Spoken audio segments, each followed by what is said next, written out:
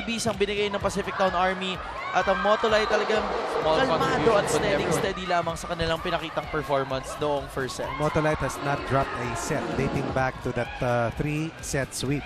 Sa mga kamay ng Cool Smashers, wire-to-wire win para sa Motolite who came up with a 4-0 lead from the get-go. Maayos yung unang puntos, doon sila kumuha ng kumpiyansa, matibay na reception, and Iris Tolenada once again at the top of her game. Activating, Ganaban, alternating Molde, Carlos, and of course Myla Pablo, and that led to some confusion doon sa defensive formation ng team ng Lady Troopers, and eventually maski yung opensa ng Pacific Town ay hindi na mayagpag, and they were down by as much as 10 points in that first set loss.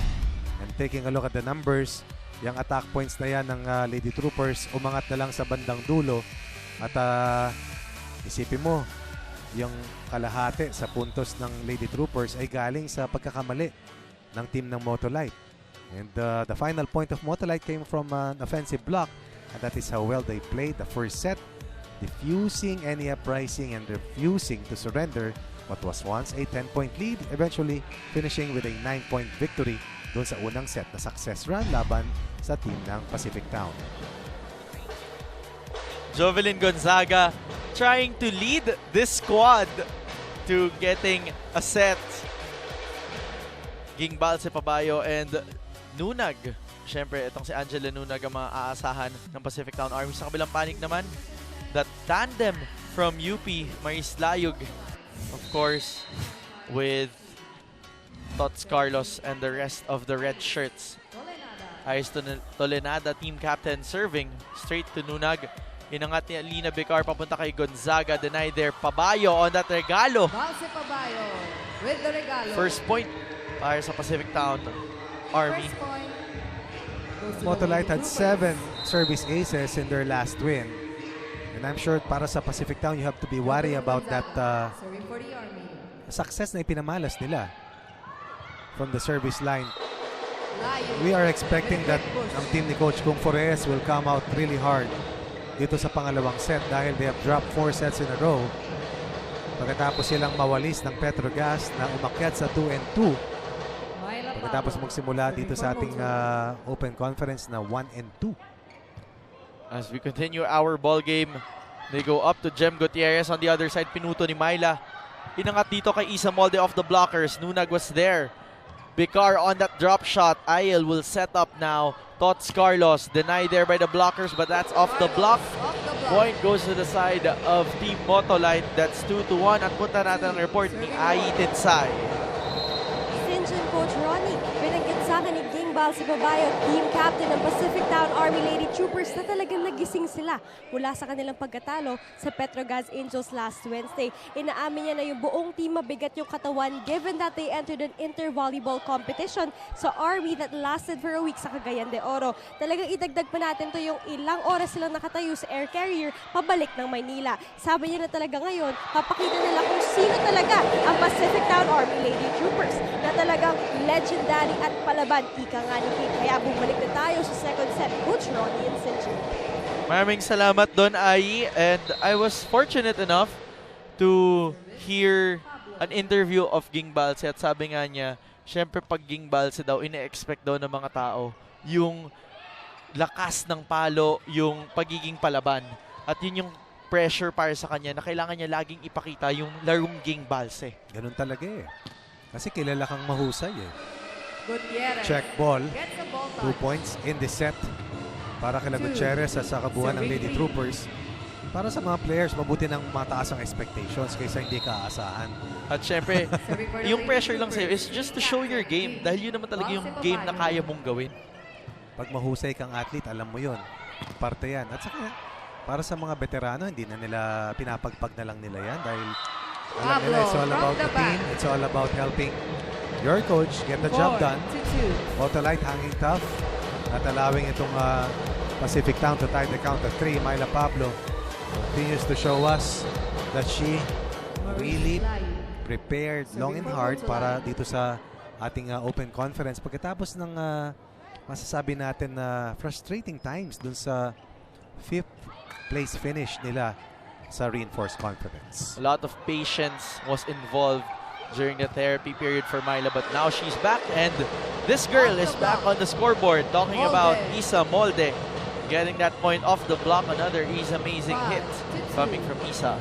You have Molde to the left, and of course Tots Carlos to the right. Tolenada playing with the defense of the Lady Troopers. 2-point run para dito sa Motolite to build their largest lead, but they will give up. 3-point.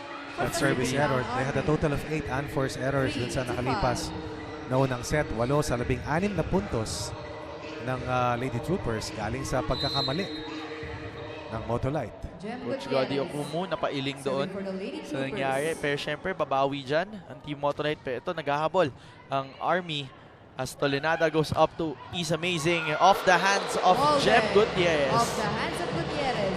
Sanay na sanay si Isa Molde at si Tots Carlos. So nasa UP pa sila. Almost exclusively sa kanila yung bigay. But now they have to play behind Myla Pablo. But slowly learning na pag hindi kay Pablo yung bola, sa kanila naman ang bigay ni Iris Tolenada. And they are more consistent lately, coming from a 3-game winning streak.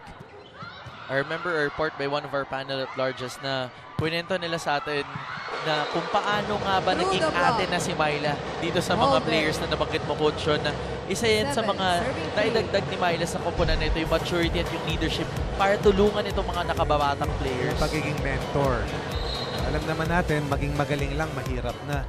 And to be more of an ate or a mentor, of course, adds more work, more sacrifice on the part of the leaders. Yung mga considered na hindi naman senior pero syempre mas experienced dahil naunang ang naglaro at naunang nakakuha ng mga maraming achievements. Other players would say seasoned lang naman daw, hindi naman senior. Coach Ron. Back to our ball game. Long rally we have here between Army and Motolite as Tubino tips it to the other side. Tolenada for the back row to Pablo on the other side. They go to a quick to Malaluan. Great coverage sa panig ng Army. Great rally here as Ganaban gets denied. That was not over para kay Ai Ganaban. Tolenada once again putting her faith on Ganaban. Look at this play coming from Tots Carlos. Yung floor defense ng Red Shirts talagang napakasipag. Pero kalamangan nila na ibaba sa 3 after that last rally. Acrobatics si Iris Tolenada doon kanina. They go up to Tobino on the side of Army. On the other side, Tolenada chases for that ball. Double contact again. Double contact again will be called against Iris. 5, serving 7. Let's see that again. She tried to twirl or may konting twist. Yeah. May angulo din kasi. 2 puntos ang abante dito ng Motolite. Great save there for Tolenada. Agno there for the reception. They go to a quick to Malaluan. Ayel with that save. But on the other side, they're unable to convert it. They give another freebie to the side of Pacific Town Army. This is down to a 1-point game. 3-point scoring run para sa Lady Troopers. Now the rallies are longer, forcing Motolite to commit some mistakes sa kanilang mga atake. Alina Bicar serves. Picked up there by Tots Carlos. Tolenada chooses Isa Molde. Molde denied by Malaluan and Gonzaga. Malaluan making her presence felt while Jovi Gonzaga redeeming herself after several first ball miscues dun sa unang set na pagkakadapa. Balikan natin yung laban ng Lady Troopers kontra sa Choco Mucho na inabot halos ng 3 oras, losing the first 2 sets, winning the last 3 in the longest match so far for this open conference. And the longest set as well in terms of points. Ano ba 41-39? 41-39. But here, Pacific Town Army leads first into the technical timeout. Mababalik po kami dito sa PVL. Back here at the Premier Volleyball League Open Conference, Pacific Town Army tuloy-tuloy ang pagpasada ng mga instructions ni Coach Kung Fu. At sa kabilang panig naman, Coach Godi just remaining calm and focused about this match, giving healthy reminders for his squad. O hindi na lang pwedeng kalma lang dito. Kailangan may sagot dahil kung may 7-3 count, This is a 5-0 run para sa Lady Troopers. At hindi na sila umaasa sa pagkakamali ng Motolite. Pinupuntusan na rin nila rito ang Motolite. At higit sa lahat, pati yung net defense nila nabuhay. And this is exactly what we expected of them after suffering a 3-set loss doon sa huli nilang laban kontra sa ating kampiyon sa Reinforced Conference, ang Petrogas Angels. So ito, nagpaparamdam na din. Lot Malaluan mula sa gitna. They get a 2-point advantage on the side of the Pacific Town Army Lady Troopers. Let's see that point again. Malaluan scored 2 points in the first set behind the 3 of Fanny Royce Tubino, while Mala Pablo exploded for 8 of their 25 points or 33% of the total output ng Motolite sa unang set. But that was just the first set. It's a different story right now here in the second set. Kaya kailangan sumagot dahil hindi mo naman naaasahan ng team nila Coach Gong Forres na maglalarong pagod na siyang naging major factor sa hindi nila paglusot kontra sa Angels. 1-point game ulit tayo dito sa ating match sa pagitan ng Motolite at Pacific Town Army. Molde on the serve. That would be an ace para sa isa sa mga magagaling na servers natin dito na si Isa. Dating Hope Christian High School student. Hindi ako nagkakamali. Galing din sa Katmon, Cebu. Itong si Isa Molde. Si Tots Carlos naman ay pamato ng Lubao, Pampanga. Ano yan? Si Isa Molde isa yan sa mga grassroots na inalagaan ni Coach Jerry. Yung mula high school pa lang recruit na at pinahanda na. Hanggang sa hininog niya at dinala niya sa UP. Marami yan. Nagaling Hope Christian talaga eh. Isang ano yan? Si Jem Ferrer ba Hope Christian? Yes, correct, Jem diba? was also under Coach Jerry, Ila Santos, Janelle Cheng. Yan ang mga pangalan na galing sa Hope, Atubong Hope. Ang Bruce din. Of course. Ang produkto naman ng Guimaras, Jovelyn Gonzaga, detonates one from the right side. Dito naman sa Pacific Town Army, Coach, marami dyan mga Centralians galing sa CPU, sa Iloilo. Napupuntahan natin sa October. Sama. Sama daw? Sama, namit. Sasama daw si Coach Ronnie sa Iloilo. Parang natahimik si Larry. Oo nga eh. Sasama daw si Coach Ronnie sa Iloilo. But back here to our ball game. Tumingin sa kabila. 1-point game na lamang. Hit out by Job Gonzaga. Pero pumasok ang block doon sa team Motolite. Napapikit si Nene Bautista dahil nakita niya out of position sila. At punta natin ang ating mga tweets, Coach. Sabi dito ni Ethel, Motolite is on fire here in the first set. They need to lessen their errors more and keep pushing hard and same tempo if they want to win this game. Because Army is a tough team to beat once they get their groove on. 14-6 for Motolite leading. At sabi naman dito ni AB, grabe naman yung angles ng bagyong Pablo. Totoo nga naman. Sabi nga namin signal number 1 last game, itong Typhoon Myla. Pero ngayon, ang Typhoon Pablo mukhang papunta na signal number 2 or 3 na. Coach Ron, ano sa tingin mo? I believe she is in double figures already dito sa labang ito. What a cut shot there from Pablo. Sa kabilang panig naman, Gonzaga sumagot. Ayel iangat kay Tolenada. That's a bit too low for Iris. 13. Balik sa dalawang kabanda dito ng Pacific Town Army Lady Troopers. And may isa pang tweet dito, sabi ni Zaldi Cordero, Motolite is showing that they are a potential finals contender. Myla Pablo is on fire. Maraming salamat sa pagsama sa amin on Twitter. If you want to continue tweeting us, don't forget to use the hashtag PVL2019. Agno puts it up for Bautista. Sa kabilang panig, Tolenada chooses Pablo. Tubino pops it up. Bautista again on the second try. Tolenada on that drop. Basang-basa ni Bicar. They go up. Miss set. That gives it to a 1-point game by dito. Pacific Town Army still ahead by 1 point. Iris Tolenada now will serve for Team Motolite. Picked up there by Angela Nunag. They go up. to the opposite side. Solid yun. Down the line, Gonzaga. Hit. Excellent job coming from 14 Nunag. to 12. And all Alina Bicar needed to do was locate itong si Jovi Gonzaga. Once again, almost unstoppable sa Jovelyn kanyang Gonzaga. posisyon here in this set after a Point very serve. slow start dun sa nakalipas na unang set. Tulenada still goes up to Carlos, who gets Through off the the block. hands of Carlos. Gonzaga rather. Nakita mo yung pressure that Jovi Gonzaga puts on herself. Alam niya na critical. Myla Yung Pablo. hawak nila yung serving for lamang. Motolite. And after that miscue, their lead is down to 1. Bicar sumubok, mag-drop ball doon, 1-2 play, pero naibalik ng Motolite. They go up to Nene Bautista, cross court, picked up by Ayel. Great save there. They go to Isa Molde, finding the corner. Cross court Nobody shot. home on the side of Molde. Pacific Town Army on that last play, and this is tied to 14. We're tied at That's 14. deep and long para kay Isa Molde. Right place, right time for Ayel Estrañero. The setter turned libero. Service. Pablo. That cut shot coming from Isa. Ooh, but they Service give out. up another free point. Lamang muli ng isa, 15 ang Lady to Troopers. 14. Pero alam mo, sanay naman si Ayel dahil nung time pa ni Coach Jerry Yee. Yung iniikot adjustment, din, oh. sa posisyon. Naging Serving for the opposite Lady hitter pa Troopers, nga yan team at some captain, point. Ging Justin Balsa Doro, Babayo. ganun din, di ba?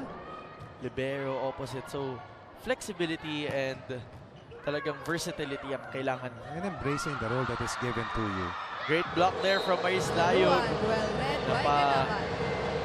Higa niya ang mga Pacific Town Army Lady Troopers This dito. is the stark difference para sa Motolite. Dati, when push came to shove, bumibigay, tumitiklop, tumutupi. Pero dito, after losing Layo. a lead that was as high as Serving for 4 at Motolite. 7-3 and being down by as much as 2, iba na yung pinapamalas nila. Ano man ang mangyari dito? At least kumakapit na at marunong na makarecover. Let's see if they'll be able to continue their run. Free ball binigay ni Carlos dito. Malaluan on the pickup. They go up to Bautista off the hands of Bautista Carlos. on the hit That out. gives the second technical timeout Second to technical timeout. the Pacific Town 16, Army Lady Pacific Troopers. Town Magbabalik Army. po kami dito sa PDL. Back here in our ball game, Pacific Town Army on your screens now. Coach Kung Fu, steady on the reminders. Patuloy lamang sa pagbigay ng kanyang suporta sa kanyang koponan. Siyempre nakikita din natin ang kanilang team manager, si Coach Janelle Paculi, right behind them. On the other side of the court, same thing for Coach Gadi Okumu for the young squad, They the have not youngsters. dropped a set after winning their last 3 matches. Referring of course sa And team at ng the second, Motolite. technical Ang Pacific timeout. Town naman, bihirang mawalis ito ng mga kalaban, making it back to Nene a Bautista. podium finish Serving after for the Army. some absence. They go up to Molde on the side of Motolite. She's rejected. Molde on the second try. Off the hands of blockers. Now Agno is there for coverage. They go to Tubino. Off the block. Off the block. Tubino tooling the blockers for the past 2 points. Up by 2 17, points ang Pacific Town Army. Let's look at that again. Contrasts of night and day ang performance ng Lady Troopers. Service. Kanina Bautista. nagtapos with 2 block points ang Motolite after the first set. Dito hirap na hirap nilang talagang madepensahan sila Tubino. Even Nene Bautista is scoring. Off the Nabanggit block, mo nga, Tubino. Coach. Mahirap ma-depensa si Tubino. Ayun, mahirap niya. 18, Lumusot 15. ulit si Honey Royce Tubino, giving a 3-point lead for Pacific Town Army. Let's look at that again. Timeout. Royce flies Motolite, and 15. binabarag niya lang talaga yung block niya. Kasi 18. Braso kung braso. nakapahinga na. Let's listen to the timeout of Coach Gadi Okumu. We are sealing the line. So you are jumping from far, okay? You're here. You're jumping here and touch is here. Seal it completely. Seal it completely. Let the ball. Let her bring that ball there. Whatever she's playing the balls, we cannot defend. All right? Everything is deflection. And then you say the wiper. You have to watch. Yeah. The balls that are flying. Catch balls. Yeah. Pinapasara ni Coach Gadi Okumu yung down the line sa kanyang komponan. Kasi daw medyo maluwag daw yung block. At hindi pwede yun kung si Honey Royce ka naman yung nandun. Hindi nagsasara yung block eh. 3 points up. May naiiwang seam sa gitna. Saka nahanap kay Tubino. Pero sa ganda na rin ng floor palo. defense. Ang Floor ganda ng floor defense. defense kaya na maayos na yung bigay. Just like that reception coming from Nene Bautista. Motolite trying to adjust here sa kabilang panig. Alina Bicar goes to the quick kay Malaluan. That's off the hands of Ayel with a and quick Pablo. push. Well, 19, lost in this 15. resurgence ng Lady Troopers is the fact that Alina Bicar has pushed the right buttons offensively. Pretty much the same way Iris Tolenada did para sa Service, Motolite. Bautista. Doon sa unang set na panalo ng Red Shirts laban dito nila Coach Kung Fu Reyes. Kalaban with a quick Pero ito attack. bumawi ang Team Motolite. Baba sa tatlo ang 16 kanilang hinahabol to 19. dito after Ai Ganaban did that quick hit. And this is what I was telling you, Coach. Yan yung buwelo, oo, iba, may no? buwelong takbo ng pagilid. Parang siyang nag-running mula sa Lots open Carlos. side sa dos. Pero kadalasan for kasi sa Motolite. gilid yan, slide play na yan. Slide play na Pero dapat. ito sa gitna. That stops a 3-point run ng Lady Troopers. Usually sa likod, di ba? Pero ito, Oo. sa harap ng setter mo makikita eh. Isa Molde, off the hands of Nene Bautista. They go to Tubino on the other side. Ayel, there for the pickup. Back row para kay Myla Pablo, hindi That doesn't lulusot. cross. Hitting the tape of the net. Pacific Town. Natatawa ako pag ang bola napunta kay At 20. Tubino eh. Palo! Yun ang marinig ko kay Coach Kung Fu. Palo lang eh. Back row attack coming from Pablo. Will not go over. Pinakamalaking kalamangan na ito. Alina Bicar marches to the service line. Serving for the Lady Troopers. Alina really fitting into the Bicar. system also of the Pacific Town Army Lady Troopers. Great serve straight to Carlos. They go to Ganaban, misconnection there, but great adjustment from Ayel. They go up to Tubino on the other side, down the line. Tubino And the net violation as well will be called 21. against to 16. the Motolite team.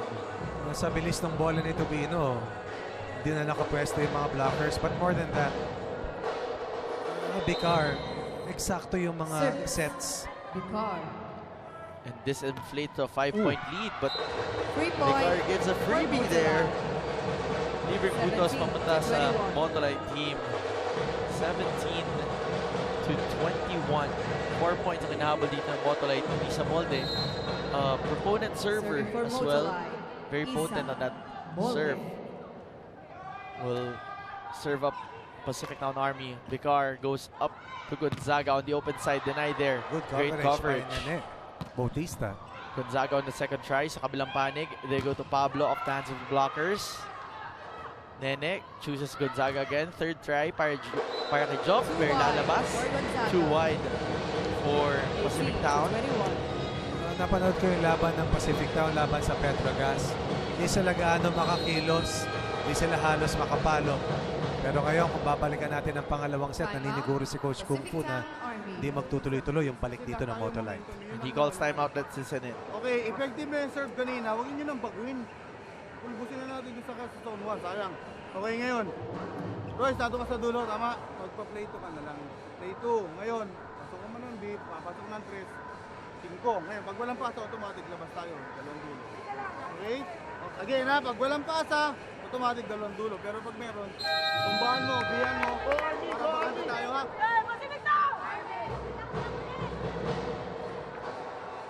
Reminders from Coach Kung Fu Reyes about the squad's performance dahil syempre ayaw nilang makahabol dito ang Motolite, acknowledging that Motolite is starting their own run here.